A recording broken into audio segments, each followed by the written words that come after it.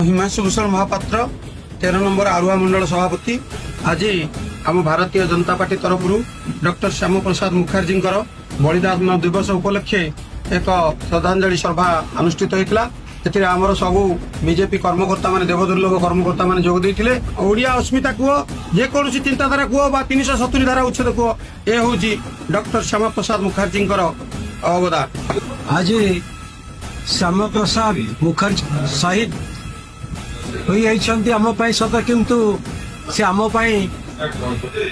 सबकि छाड़ी जाइछंती।